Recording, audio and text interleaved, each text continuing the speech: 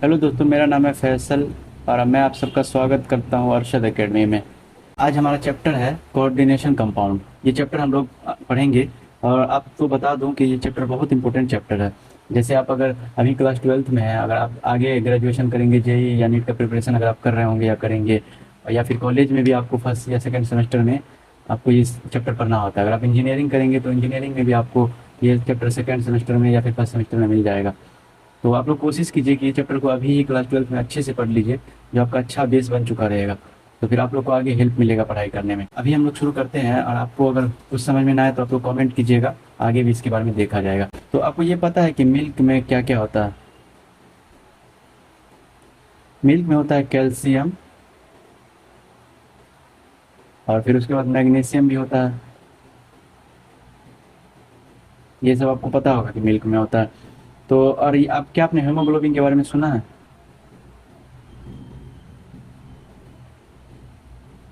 Haemoglobin हमारे blood में present होता है। और आपको पता होगा कि हीमोग्लोबिन में ही आयरन होता है। ये हीमोग्लोबिन डायरेक्ट वैसे नहीं होता है, जो एच जी या फिर एच ई ऐसे करके नहीं बना होगा। या आपका ये एक कॉम्प्लेक्स होता है, आयरन का कॉम्प्लेक्स होता है, जिसमें कॉम्प्लेक्स कंपाउंड बना होता है आयरन का। तो इस तरह से बनता है। यहाँ पे कोई कंपाउंड होता है, तो ये भी आपका कॉम्प्लेक्स ही कोऑर्डिनेशन केमिस्ट्री है। और तो यही सबको मिला के हमारा कोऑर्डिनेशन केमिस्ट्री चैप्टर बनता है। तो हम लोग इसी का मतलब हम लोग पढ़ाई करेंगे कि क्या होता है कोऑर्डिनेशन केमिस्ट्री, कैसे होता है। तो क्या आप सभी ने सोचा है कि कोऑर्डिनेशन केमिस्ट्री अगर आपने कभी देखा होगा तो कैसे ऐसे लिखा होता है? आपको बुक में ऐसा ही मिलेगा। अगर आपको ये चीज़ दोस्तों समझ में नहीं आ रहा है तो आप लोग थोड़ा सा पेशेंस रखिए, आप लोग को अच्छे से बिल्कुल समझ में आ जाएगा। और फिर हम लोग बेसिक से एडवांस तक जाएंगे। तो आप लोग अभी बस बने रहिए वीडियो के साथ। तो अभी आप लोग को कुछ टर्मिनोलॉजी के बारे में अगर बताएं तो आप लोग ये देखेंगे, ये कंपाउंड मान लेते हैं, तो इसमें कुछ ये होता है, ये कुछ होता है, ये भी कुछ होता है, ये भी कुछ होता है। ये सब का अपना अपना नाम है और इसका सबका अपना अपना मतलब है। तो हम लोग पढ़ेंगे तो हम लोग को समझ में आएगा कि ये क्या है, ये क्या है, ये क्या है। हर चीज़ के बारे में हम लोग को अच्छे से समझ में आएगा। तो स्टार्ट करते हैं आज का वीडियो। तो आप लोग को मैं बता दूं कि जब एक मेटल आयन के पास कोई मॉलिक्यूल या आयन जुड़ता है, जैसे Cl-Cl- या फिर H2O या फिर NH3, ये आप लोग क्यों जुड़ता है ये आप लोग को पता है? तो देखिए, एक अभी आपको बताएं कि Cl- है, इसका क्या मतलब है? ये क्लोरीन है। अब क्लोरीन के पास एक नेगेटिव चार्ज, मतलब कि दो इलेक्ट्रॉन है। दो इलेक्ट्रॉन का मतलब एक नेगेटिव चार्ज है। ये किसी को दे देगा अगर ये, तो ये बॉन्ड बना सकता है उससे। जिससे मान लीजिए कि अगर हमारा हाइड्रोजन है, ये Cl है, अब इसके पास दो ये है, अगर ये चाहे तो शेयर करके बॉन्ड बनाएगा तो क्या बन जाएगा? HCl बन जाएगा।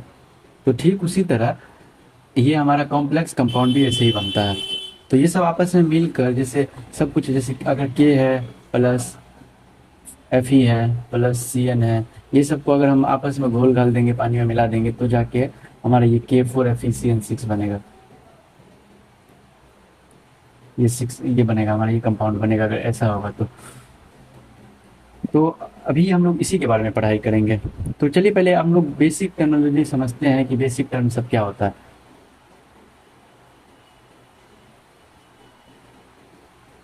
तो बेसिक टर्म को पहले समझने के लिए हमें कुछ जानना पड़ेगा, कि कुछ कुछ चीज़ का हमें मतलब समझना पड़ेगा बेसिक टर्म्स के बारे में। तो बेसिक टर्म्स में हमारा आता है CMA या फिर आई। इसका क्या मतलब होता है? इसका मतलब है, फुल फॉर्म है सेंट्रल मेटल एटम। और इस एटम की जगह पे ही आयन भी हो सकता है, क्योंकि ये कभी मेटल होगा, कभी एटम, मतलब एटम होगा, कभी आयन होगा। तो इसीलिए सेंट्रल मेटल एटम इसको कहा जाता है। फिर उसके बाद आता है लिगेंड्स। लिगेंड्स तो लिगेंड्स क्या होता है? लिगेंड्स वही होता है जो अपना इलेक्ट्रॉन पेयर किसी को दे देता है। जैसे ये है Cl अकेला है, अगर ये अपना लोन पेयर किसी को दे दिया, अगर इसके पास दो इलेक्ट्रॉन है, अगर ये किसी को दे देगा, किसी मेटल को दे देगा, तो उसका बॉन्ड बन जाएगा। इस तरह से मानते हैं। अभी ये बेसिक है, ये ऐसा नहीं बनता, लेकिन आप लोग को समझने के लिए बता रहे हैं कि मान लीजिए आप इसका बॉन्ड बन गया, तो मतलब ये जो लिगेंड्स होता है, ये अपना इलेक्ट्रॉन डोनेट करता है बॉन्ड बनाने के लिए।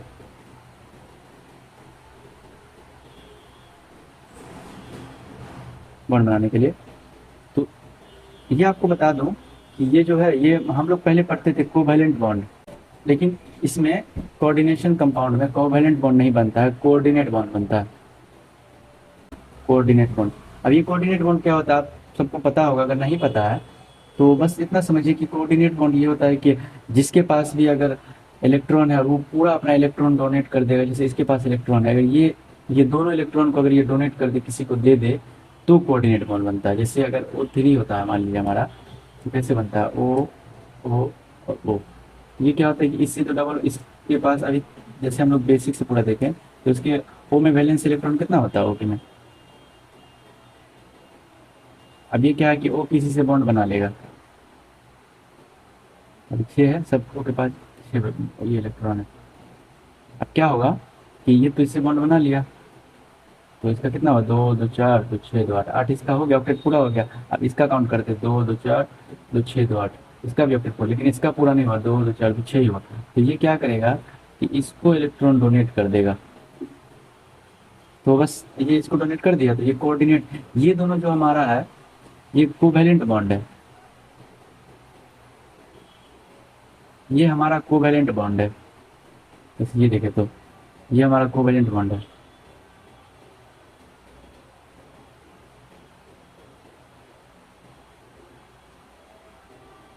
लेकिन फिर ये जो बन रहा है ये हमारा कोऑर्डिनेट बॉन्ड बन रहा है। क्यों बन रहा है? क्योंकि ये इसमें इक्वल शेयर कर रहा है। अगर O के पास इलेक्ट्रॉन है तो एक इलेक्ट्रॉन अगर अपना O इसको दे रहा है, इस O को, इसके पास भी एक इलेक्ट्रॉन है क्योंकि ये भी अपना दे रहा है। लेकिन इसमें क्या हो रहा है कि ये अपना इलेक्ट्रॉन सीधा इसको दे दे रहा है कि तुम रख लो, मतलब O को दे दे रहा है, दूसरे O को दे दे रहा है। तो ठीक उसी तरह से तभी कोऑर्डिनेट बॉन्ड बनता है, यहाँ कोवैलेंट बॉन्ड बना है, क्योंकि दोनों अपना एक एक दे रहा है, दोनों मतलब मिल के दे रहा है, तो ये कोवैलेंट बॉन्ड बना रहा है।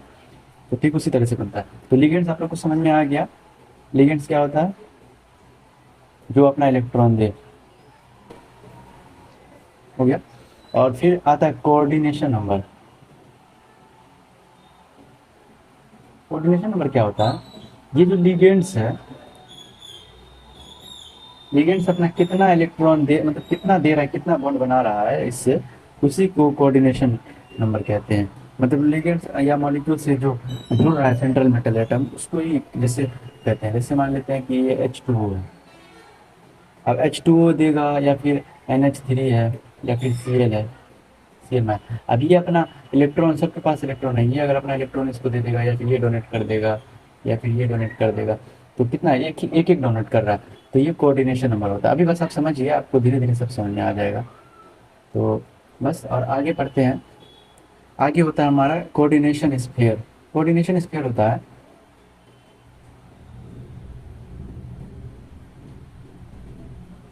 कोऑर्डिनेशन स्फीयर होता है हमारा,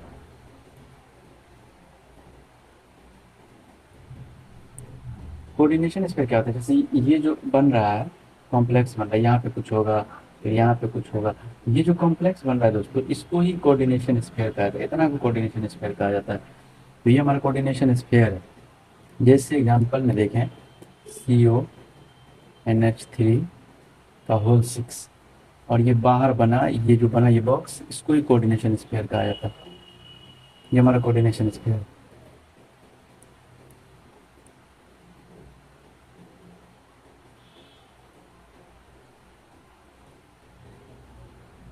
फिर इसके बाद आता है हमारा काउंटर आयन।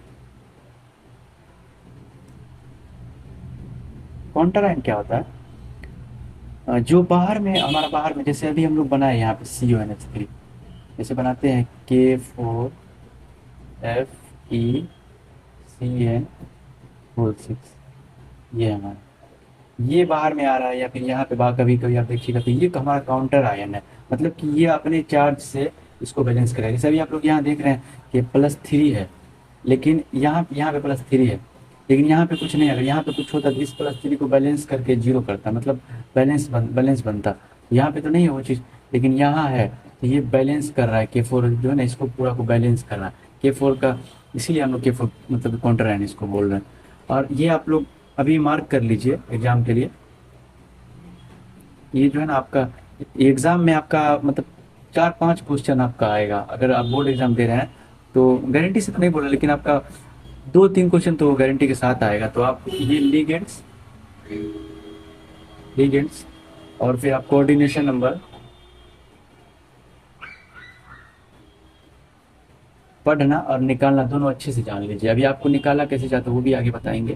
तो आप लोग क्या क्या होता है इसका पूरा अच्छे से डिफिनेशन, क्या होता है लिगेंड्स, लिगेंड्स के बारे में क्या होता है, किसका कितना ये डिवाइड कितने ग्रुप्स में है, तो ये इसके बारे में भी आप अच्छे से पढ़ लीजिएगा। ये आपके लिए एग्जाम के लिए इम्पोर्टेंट है, तो आप पढ़ लीजिएगा, मतलब याद कर लीजिएगा। अभी हम आपको आगे पढ़ा रहे हैं।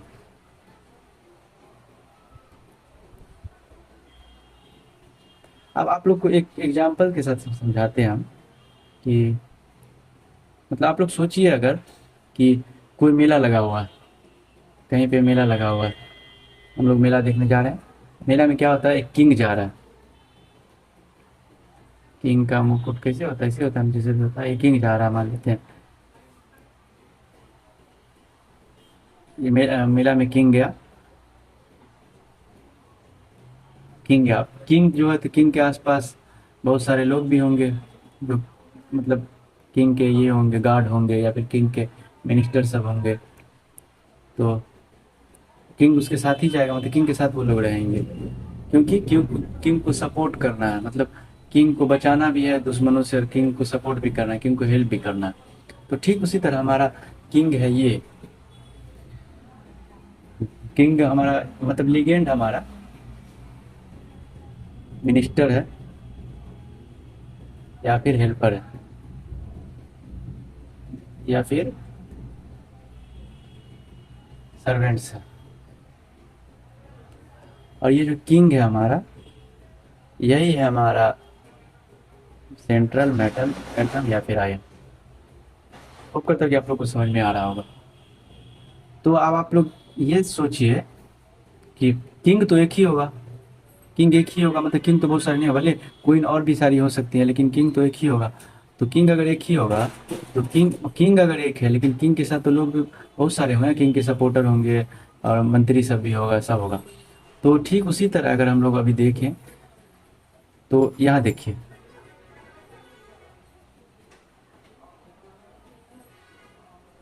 किंग एक ही है यहाँ, एक किंग है हमारा, जो हमारा मेटल होगा उसी को हम किंग बोलेंगे, वही हमारा किंग होगा।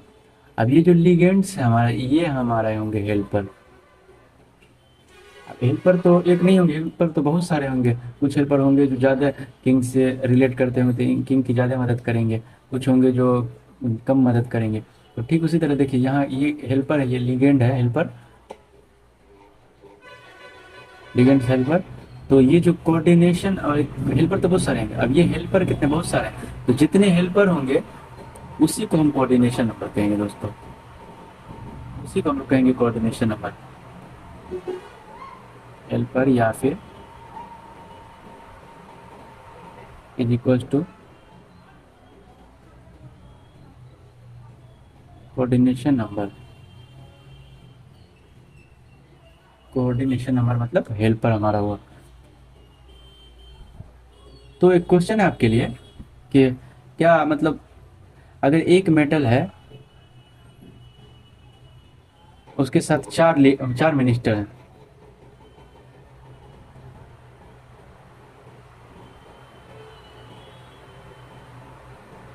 यार थैंक यू।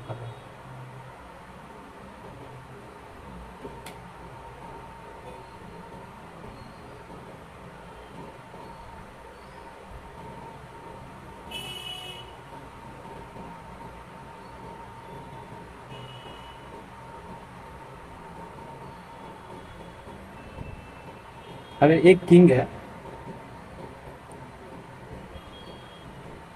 तो उसके साथ बहुत सारे उसके हेल्पर होंगे, बहुत सारे हेल्पर होंगे। तो ठीक उसी तरह किंग एक ही होगा लेकिन हेल्पर बहुत सारा होगा। तो फिर आप बताइए कि अगर ये है,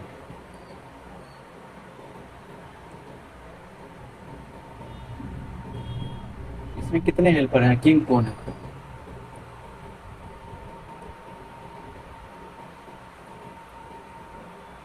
किंग है आयरन हमारा, हेल्पर है सीएम। तो यही हुआ हमारा सीएम है और ये हमारा लिगेंड।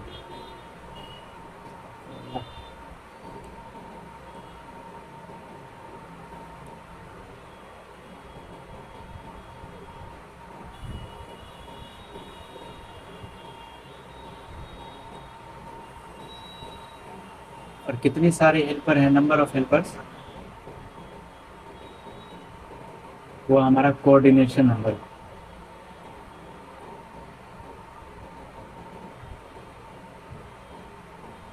यही हमारा कोऑर्डिनेशन नंबर। कोऑर्डिनेशन नंबर इसमें कितना है? ये है हमारा कोऑर्डिनेशन नंबर।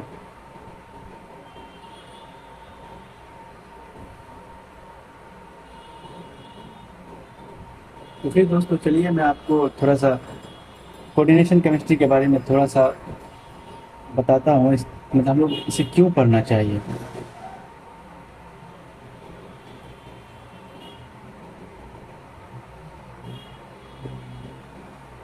कोऑर्डिनेशन केमिस्ट्री हमें क्यों पढ़ना चाहिए? कोऑर्डिनेशन केमिस्ट्री हमें इसलिए पढ़ना चाहिए कि ये जो हमारा हेमोग्लोबिन है, ये इसके बारे में हमको जानना है, इसका स्ट्रक्चर जानना है, इसलिए पढ़ेंगे। इसलिए पढ़ेंगे कि ये कैटालिस्ट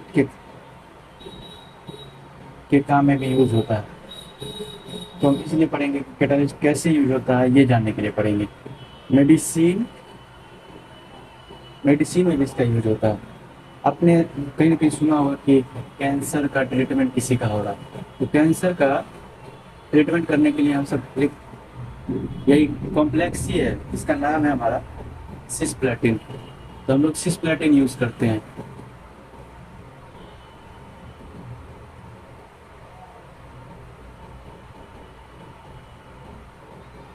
ये जो सिस्प्लेटिन हम लोग यूज़ करते हैं, ये भी एक कॉम्प्लेक्स है। अब कॉम्प्लेक्स हम लोग जब तक कोऑर्डिनेशन कंपाउंड नहीं पढ़ेंगे तब तक ये सब तो हम लोग नहीं जान पाएंगे। एक कंपाउंड होता है EDTA, आगे आप लोग पढ़िएगा। ये वाटर का हार्डनेस जो होता है ना, हार्डनेस निकालने में या जानने के लिए EDTA का यूज़ करते हैं। ये भी एक कॉम्प्लेक्स है। तो ये सब जब हम इसके बारे में कॉम्प्लेक्स क्या होता है पढ़ेंगे तभी तो हम लोग जानेंगे। तो इसीलिए हमको कोऑर्डिनेशन कंपाउंड पढ़ना चाहिए। और सबसे बड़ी बात कि अगर आप लोग आगे हायर स्टडी कहीं भी करेंगे तो आपको ये चैप्टर काम आएगा। ये चैप्टर का ही आपको बहुत मतलब नॉलेज अगर अच्छा हुआ तो आपको बहुत काम आएगा कोऑर्डिनेशन कंपाउंड। तो इसीलिए हमको पढ़ना है। जेईई नीट में या फिर CUET या फिर आप लोग यूनिवर्सिटी का एग्ज़ाम देंगे तो आपको ये चैप्टर काम आएगा। तो आज दोस्तों हम लोग ने क्या सीखा कि कोऑर्डिनेशन कंपाउंड क्या होता है। ये तो एनालॉजी में सीखा। अगले लेक्चर में हम लोग अच्छे से डीप में देखेंगे कि क्या होता है, इसके बेसिक टर्म्स के बारे में हम लोग ने जाना। तो और अच्छे से पढ़ेंगे, हम लोग क्वेश्चन भी प्रैक्टिस करेंगे। तो नेक्स्ट वीडियो में बात करेंगे कि लिगेंड्स कितने टाइप्स के होते हैं और भी दूसरी बातें करेंगे। तो आप लोग अब तक पढ़ाई कीजिए, समझ आया तो कमेंट कीजिएगा कि हाँ समझ आया। अगर कहीं कोई प्रॉब्लम है तो आप लोग कमेंट कर सकते हैं कि क्या समझ में नहीं आया, तो हम लोग उसके लिए देखेंगे आगे। तब तक के लिए सीखते रहिए और मुस्कुराते रहिए हर सब क्लासेस के साथ। Thank you.